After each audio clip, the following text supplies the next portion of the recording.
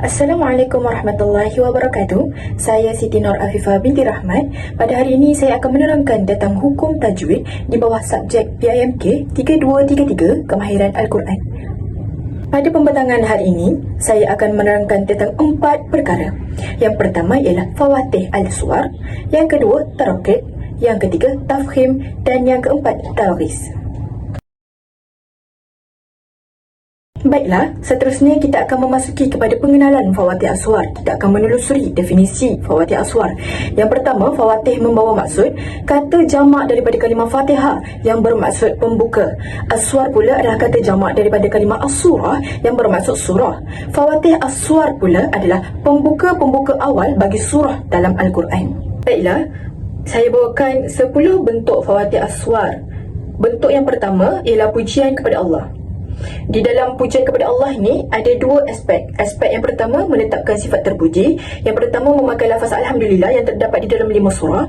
Dan yang kedua menggunakan lafaz Tabarakah yang terdapat di dalam 2 surah. Aspek yang kedua di bawah pujian kepada Allah ini ialah sucikan Allah daripada sifat negatif, iaitu dengan menggunakan lafaz tasbih yang tertera di 7 surah. Surah yang saya akan bawakan contoh ialah surah Al-A'la. Bismillahirrahmanirrahim. Sabbihisma rabbikal a'la, yang membawa maksud bertasbihlah, mensucikan nama Tuhanmu yang maha tinggi. Baiklah, bentuk yang kedua di bawah Fawatih Aswar ini adalah kalimat khabariyah. Terdapat 23 surah yang menggunakan kalimat khabariyah, dan kalimat khabariyah ini juga terdiri daripada 2 bahagian. Bahagian yang pertama ialah jumlah ismiyah, bahagian yang kedua ialah jumlah fi'liyah. Jumlah ismiyah ini terdiri daripada 11 surah, dan contohnya di dalam surah Ar-Rahman, iaitu yang maha pemurah. Kalau jumlah fi'liyah pula, ia terdiri daripada 12 surah. Contohnya di dalam surah Abasa. Bismillahirrahmanirrahim. Abasa wa tawalla, iaitu ia memasangkan muka. Dekat situ dia membawa kepada fa'il. Baiklah, bentuk yang ketiga ialah pembukaan dengan sumpah. Ada 3 kategori yang menggunakan kalimah sumpah ni. Kategori yang pertama ialah sumpah dengan benda angkasa. Sumpah dengan benda angkasa ni dia terdapat di dalam 8 surah. Tapi saya akan bawakan contoh seperti surah An-Najm. Bismillahirrahmanirrahim. Wan najmi idza hawa, yang membawa maksud demi bintang semasa ia menjenam. Kategori yang kedua ialah sumpah dengan benda bawah, iaitu benda-benda yang berada di bumi. Contohnya surah At-Tin, Wat-Tini waz-Zaitun, demi buah tin dan buah zaitun. Kategori yang terakhir ialah sumpah dengan waktu. Terdapat di dalam 3 surah yang menggunakan waktu. Contohnya seperti surah Ad-Duha, Wad-Duha, demi waktu duha. Baiklah, untuk bentuk yang keempat pula ialah dengan panggilan seruan. Ada 3 kategori. Kategori yang pertama ialah panggilan untuk Nabi. Panggilan untuk Nabi ni terdapat di 3 surah. Contohnya surah At-Tahrim, Ya Ayyuhan Nabi. Seterusnya panggilan untuk manusia. Panggilan untuk manusia ni terdapat di dalam 2 surah, seperti surah An-Nisa, iaitu Ya Ayyuhan Nas. Untuk kategori yang last ni pula panggilan untuk mukmin di dalam 3 surah. Contohnya surah Al-Maidah, Ya ayyuhalladzina amanu. Baiklah, bentuk yang kelima adalah pembukaan dengan pertanyaan. Ada 2 bentuk. Bentuk yang pertama dengan menggunakan pertanyaan yang positif.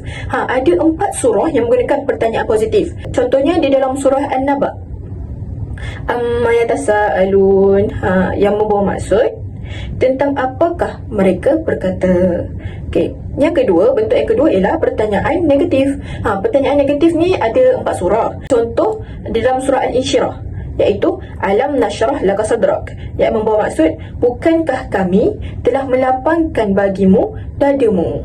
Untuk bentuk yang keenam ialah pembukaan surah dengan syarat. Pembukaan surah dengan syarat ni terdiri daripada 7 surah. Contohnya di dalam surah At-Takwir, Iza syamsu kuwirat, yang membawa maksud apabila matahari dilingkari cahayanya. Bentuk yang ketujuh pula adalah pembukaan dengan perintah. Pembukaan dengan perintah ni ada terdiri daripada 6 surah. Contohnya seperti surah Al-Alaq, Iqra, bacalah. Bentuk yang ke-8 yang akan saya bawakan pada hari ini ialah pembukaan surah dengan doa. Ada 3 surah yang menggunakan pembukaan doa ini. Contohnya di dalam surah Al-Mutaffifin, Wailul lil mutaffifin, yang membawa maksud kecelakaan besar bagi orang-orang yang curang di dalam timbangan. Bentuk yang kesembilan ialah dengan pembukaan dengan alasan. Pembukaan dengan alasan ni ada satu surah saja di dalam Al-Quran, iaitu surah Al-Quraisy, li'ila fi Quraisy, kerana kebiasaan aman tenteram kaum Quraisy. Bentuk yang terakhir pula ialah pembukaan dengan menggunakan huruf muqatta'ah. Huruf muqatta'ah ni apa? Huruf muqatta'ah ni merupakan huruf yang dibaca dengan terputus-putus. Terdapat 14 huruf muqatta'ah. Dan huruf muqatta'ah ni dia menjadi kepada pembukaan ayat di 29 surah di dalam Al-Quran, dan terdapat 3 cara bacaan huruf muqatta'ah ini. Baiklah, 3 cara bacaan huruf muqatta'ah itu tadi. Yang pertama ialah dibaca tanpa mad atau tidak dipanjangkan. Dia ada satu saja huruf, iaitu huruf alif, dan cara sebutannya alif. Cara bacaan yang kedua ialah dibaca panjang 2 harakat. Contohnya macam huruf ra, ha, ta, ya, ha. Cara bacaannya sama je macam kita sebut huruf dia. Yang terakhir ialah dibaca panjang 6 harakat, seperti huruf lam, sin, ain, sad, qaf, nun, mim, kaf. Cara sebutannya pun sama sahaja. Okey. Ada 5 bentuk huruf muqatta'ah sebagai pembukaan di setiap surah. Bentuk yang pertama ialah dengan menggunakan satu huruf. Contohnya surah Qaf. Qaf. Tapi kita tengok Qaf tu berada di kategori mana cara bacaan dia? Cara bacaan dia berada di tempat yang perlu dibaca 6 harakat. Bentuk yang kedua ialah 2 huruf. Contohnya seperti surah Taha. Okey, surah Taha. Kita tengok pula Taha tu dia ada dekat mana? Taha tu dia berada di panjang 2 harakat. Bentuk seterusnya dengan menggunakan 3 huruf. Contohnya di dalam surah Al-Baqarah, Alif Lam Mim. Okey, macam mana pula cara baca dia kan? Kita tengok alif tu berada di tempat yang tidak perlu dipanjangkan. Dia tak ada apa-apa harakat. Okey, kalau mim dengan lam tu dia berada di tempat yang perlu dibaca 6 harakat. Okey, sama juga macam 4 huruf dalam surah Ar-Ra'd tu, Alif Lam Mim Ra. Lepas itu bentuk yang terakhir dengan menggunakan 5 huruf. Contohnya di dalam surah Maryam. Untuk topik yang kedua, marilah kita berkenalan tentang tafhim, tarkik dan taghliz. Tafhim bermaksud mengucapkan huruf-huruf dengan suara yang tebal atau berat. Bila kita sebut huruf tafhim ni, suara kita terasa kuat dan jelas. Antara contoh hurufnya adalah kha, sad, dot, ta, za, ghin dan qaf. Seterusnya tarkik. Bila kita mengucapkan huruf tarkik ni, suara kita akan senipis dan ringan. Antara contoh hurufnya adalah ba, ta, sa, jim, ha, dal, zal, zai, sin, shin, ain dan seterusnya. Seterusnya taghliz, iaitu menebalkan bunyi huruf lam yang berbaris fathah sama ada bersabdu ataupun tidak. Info, huruf ra dan lam kita boleh baca dalam keadaan tebal ataupun nipis, tapi mengikut keadaan. Baiklah, kita masuk terlebih dahulu kepada hukum ra. Hukum ra ni dia ada 4 kategori. Kategori kita masuk dulu kepada kategori yang pertama, iaitu hukum ra. Ni dia mesti tafhim, dia mesti dibaca secara tebal. Dan dia ada 6 bentuk. Jadi bentuk yang pertama, apabila ra itu berbaris fathah. Contoh dalam kalimah Ar-Rahman. Yang kedua adalah apabila ra itu berbaris dhammah. Contoh dalam kalimah kafaru. Ra itu dhammah, jadi kita kena tebalkan ra tersebut. Okey, bentuk yang ketiga ialah apabila ra itu berbaris sukun ataupun dia mati disebabkan dia waqaf dan huruf sebelum ra tersebut adalah berbaris fathah. Contoh apabila dia berbaris sukun adalah marhaba. Nampak tak? Kita kena tebalkan ra itu sebab huruf sebelum dia berbaris fathah. Okey. Keadaan yang keempat pula adalah apabila dia berbaris sukun dan dia di hujung ayat, macam tadi tu lah, dia waqafkan. Lepas tu dan huruf sebelum ra itu dhammah. Bentuk yang kelima pula ialah apabila ra itu berbaris sukun dan huruf sebelumnya berbaris kasrah. Dan selepas ra itu adalah huruf isti'la. Contohnya pada kalimah kirtas. Nampak tak? Sebelum ra itu dia berbaris kasrah, ra itu sukun, dan selepas ra itu huruf isti'la iaitu ta. Jadi kita kena tebalkan ra itu, kirtas. Okey. Untuk bentuk yang terakhir pula, apabila ra itu berbaris sukun dan huruf sebelum ra itu berbaris kasrah. Contohnya macam kalimah irji'i. Kategori kedua di bawah hukum ra, iaitu hukum ra ni dia mesti tarqiq, dibaca secara nipis. Ada 6 keadaan. Keadaan yang pertama, apabila ra itu dia berbaris kasrah. Contoh fariqu fi. Nampak tak? Nipis saja. Okey. Bentuk yang kedua adalah apabila ra itu berbaris sukun dan baris sebelum huruf ra itu kasrah. Contohnya macam di kalimah fi miryah.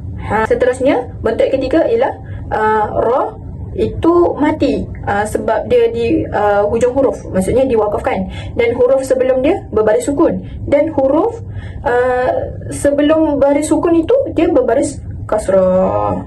Kita baca kalimah dia seperti allamakumus sihr. Bentuk yang keempat pula adalah sama juga, ra itu mati sama ada diwakafkan dan huruf sebelum itu adalah ya mat. Contohnya dalam kalimah qadir. Seterusnya ra mati dan huruf sebelum dia ya lin. Contoh dalam kalimah khair. Okey, yang terakhir apabila ra itu kita kena baca secara imalah. Maksudnya imalah tu baca secara menyaring, tahu tak?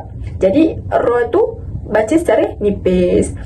Contoh dalam kalimah majreha. Baiklah, untuk bentuk hukum ra kedua terakhir dia sama je, iaitu dia boleh dibaca dengan dua keadaan. Tetapi untuk bentuk yang ketiga, walaupun dia boleh dibaca secara dua keadaan, tapi adalah lebih utama untuk kita baca dia secara tafhim. Contoh untuk lafaz misra. Kalau kita baca dia secara tarkib, dia jadi macam kurang sedap. Okay, untuk bentuk yang keempat pula, iaitu bacaan tarkib ini adalah lebih diutamakan. Contohnya dalam apabila ra itu dalam keadaan mati dan huruf sebelum ra itu kasrah, dan huruf selepas ra itu adalah huruf isti'la yang berbaris kasrah. Contohnya firqi. Dan yang terakhir pula adalah apabila ra itu mati tapi pada asalnya ra itu berbaris kasrah dan huruf sebelum dia adalah huruf isti'la yang berbaris sukun. Contoh al-qatr. Baiklah, untuk yang terakhir pada hari ini dan pembentangan ini, kita akan masuk kepada hukum lam. Okey, hukum lam ni dia ada dua saja, iaitu yang pertama dibaca secara tebal iaitu taghliz dan dibaca secara tarkik iaitu nipis. Okey. Keadaan bilakah yang kita kena baca dia secara tebal ni? Kita kena baca lam ni secara tebal. Dia hanya berlaku pada huruf lafzul jalalah, bukan huruf lah, pada kalimah lafzul jalalah, dan ianya bukanlah berbaris kasrah. Contohnya pada kalimah ataupun ayat fazkurullah. Untuk keadaan yang kedua pula, kita kena baca dia secara tarkik. Bila kena baca secara tarkik ni? Kita kena baca dia secara tarkik apabila sebelum huruf ataupun kalimah lafzul jalalah tu dia berbaris kasrah. Contohnya bismillahirrahmanirrahim.